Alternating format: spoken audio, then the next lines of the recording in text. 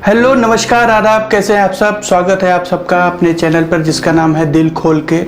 और सबसे पहले तो मैं आप लोगों को बहुत बहुत धन्यवाद कहना चाहूँगा कि आपने मेरी पिछली जो वीडियो थी उस पर आपका बहुत सारा प्यार रहा। और कुछ लोगों के कमेंट्स भी आए, पर्सनल थोड़े ज़्यादा आए। तो ऐसे लोगों को मेरी एडवाइस है कि अगर आपका बच्चा टिकटॉक पे है और वो काफ़ी एक्टिव रहता है तो थोड़े थोड़े दिनों पे आप उसका बॉडी चेकअप करते रहिए, क्योंकि उससे आपको अंदाज़ा लगता रहेगा कि आपके घर में बहू आने वाली है या फिर आप कन्यादान करने वाले हैं। तो बहुत सारे चेंजेस हो रहे हैं। सो आज हमारा जो टॉपिक है, आज हम एक बहुत ही मशहूर बॉलीवुड फिल्म इंडस्ट्री से रिलेटेड एक पर्सनालिटी हैं जिनकी बायोग्राफी करेंगे। और मुझे पता है कि आप में से बहुत सारे लोगों को पता होगा, वो हिंदी फिल्म इंडस्ट्री के एक बहुत मशहूर डायरेक्टर हैं, वो प्रोड्यूसर भी हैं और उनका एक बहुत मशहूर प्रोडक्शन हाउस है। और आगे अगर बताएं आपको तो वो एक मशहूर कॉस्ट्यूम डिज़ाइनर भी हैं, बहुत कम लोगों को पता होगा। और उनका नाम है राहुल कुमार। अगर आप नहीं समझ पाए हों तो मैं आपको उनका असली नाम बताता हूं। उनका नाम है दोस्तों करण जौहर। और उनका एक नाम राहुल कुमार जौहर भी है, जो कि बहुत सारे लोग नहीं जानते होंगे। उनका जन्म जो हुआ था वो 25 मई यानी आज ही के दिन 1972 में बम्बई में हुआ था।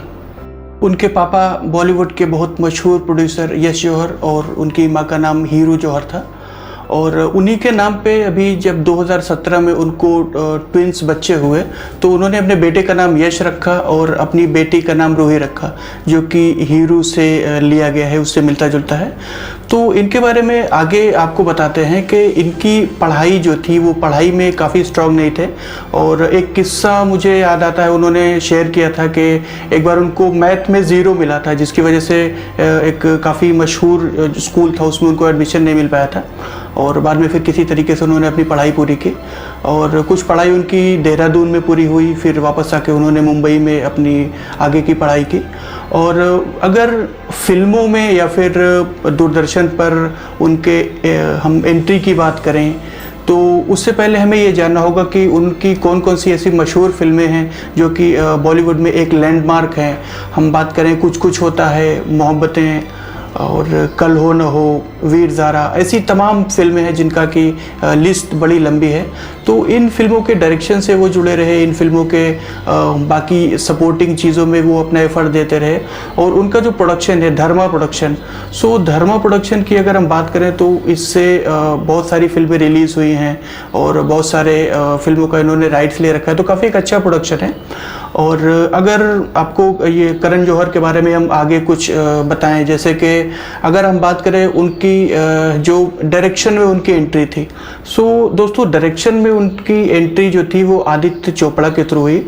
उस टाइम पे वो डायरेक्ट कर रहे थे दिलवाले दुल्हनिया ले जाएंगे, जो आपको पता होगा कि बहुत बड़ी ब्लॉकबस्टर है हिंदी सिनेमा में।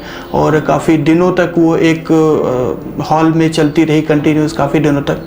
सो उस फिल्म में उन्होंने असिस्टेंट डायरेक्टर का इम्पोर्टेंट रोल प्ले किया। और उसके बाद उनकी बहुत सारी फिल्में आई, कभी खुशी कभी गम, कल हो न हो, कभी अलविदा न कहना, माय नेम इज़ खान।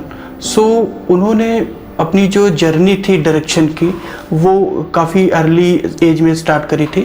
और उनका जो डायरेक्शन था वो युवाओं को काफ़ी पसंद आता था। तो कई सारी ऐसी फिल्में हैं जो लव स्टोरी को लेके माइलस्टोन समझी जाती हैं और अक्सर करण जौहर का नाम उनमें शामिल होता था। पर दोस्तों उनकी पर्सनैलिटी और बिहेवियर को लेके लोगों में अलग अलग अटकलें लगाई जाती हैं। तो वो इस वजह से है कि उनके जो पापा थे वो पंजाबी थे और उनकी माँ थी वो सिंधी थी। तो दोनों का एक कल्चरल जो मिक्सअप था उनके बिहेवियर में वो शो होता था। और आप लोगों को पता होगा कि उन्होंने कॉस्ट्यूम भी डिज़ाइन किए हैं काफ़ी अच्छी अच्छी फिल्मों में, जैसे कि ओम शांति ओम और कुछ कुछ होता है और आपका माय नेम इज़ खान। तो कई सारी ऐसी फिल्में थी जिसकी लिस्ट काफ़ी लंबी है जिसमें उन्होंने कॉस्ट्यूम का भी डिज़ाइन किया। दोस्तों अगर अवार्ड्स की बात करें तो उनको 6 फिल्म फेयर अवार्ड्स, जिसमें से 2 बेस्ट डायरेक्शन के लिए है, जिसमें से माय नेम इज़ खान भी इंक्लूडेड है। और आईफा में उनको 5 अवार्ड्स मिले हैं और पद्मश्री अवार्ड भी उनको मिला है। तो काफ़ी सारे अवार्ड्स उनको मिले हैं अलग अलग। उन्होंने एक टीवी शो भी होस्ट किया है जिसको कॉफ़ी विद करण के नाम से, उसके 5 सीजन्स अभी तक आ चुके हैं। और नेटफ्लिक्स पे उन्होंने एक दो वेब सीरीज़ भी बनाई है, जिसमें अलग कुछ डायरेक्टर्स भी थे, जैसे दिवाकर बनर्जी, अनुराग कश्यप और जोया अख्तर। उनके साथ मिलके उन्होंने बॉम्बे टॉकीज़ और लव स्टोरीज़ करके 2 वेब सीरीज़ भी बनाई थी। तो टीवी पे भी वो काफ़ी पॉपुलर रहे हैं। रियलिटी शो में जज की भूमिका में वो कई बार नजर आए, जिसमें इंडियाज़ गॉट टैलेंट, झलक दिखला जा और इंडियाज़ नेक्स्ट सुपरस्टार शामिल हैं। और अगर दोस्तों हम उनकी आने वाली फिल्म के बारे में बात करते हैं, जिसका नाम है तख्त, और तख्त को मुग़ल एरा में, जो मुग़ल एम्पायर था, हमारा मुग़ल साम्राज्य था, सो उस दौर की कुछ घटनाओं के साथ करण जौहर लेके आ रहे हैं, जिसमें रणवीर सिंह, करीना कपूर और अनिल कपूर, आलिया भट्ट, विकी कौशल जैसे काफ़ी उम्दा स्टार्स हैं, जो आपको लगभग 2019 के लास्ट में इसकी शूटिंग स्टार्ट हो गई है सितंबर में, और आने वाले टाइम में आपको देखने को मिलेगी। तो इतनी सारी जानकारी आपको हमने दी करण जौहर के बारे में। आप ज़रूर बताइए कि आपको कितनी पता थी, उसमें से कितनी नहीं पता थी। एक और रोचक किस्सा याद आता है दोस्त, मुझे करण जौहर जो है वो न्यूमेरोलॉजी, मतलब कि उनको जो अंकों का शास्त्र होता है, अंक ज्ञान जिसको कहते हैं शायद हिंदी में, सो उसको बड़ा फॉलो करते थे। और उन्होंने कई सारी अपनी पिक्चर का नाम जैसे के से रखना शुरू किया, या कुछ स्पेसिफिक डिजिट थे जो उनको अच्छे लगते थे, सो इस पे फॉलो करते थे। लेकिन 2006 में उन्होंने एक मूवी देखी जिसका नाम था लगे रहो मुन्ना भाई। सो आपने देखी होगी, बहुत अच्छी मूवी है ये। सो उस मूवी को देखने के बाद उनकी जो उनका नज़रिया था, जो कुछ स्पेसिफिक चीज़ों को लेके, वो बदला, और उन्होंने अपनी फिल्मों के नाम दूसरे डिजिट से भी रखना स्टार्ट किया। सो ये एक रोचक किस्सा था उनके बारे में, और मुझे यकीन है कि आपको हमारा ये प्रयास अच्छा लगा होगा।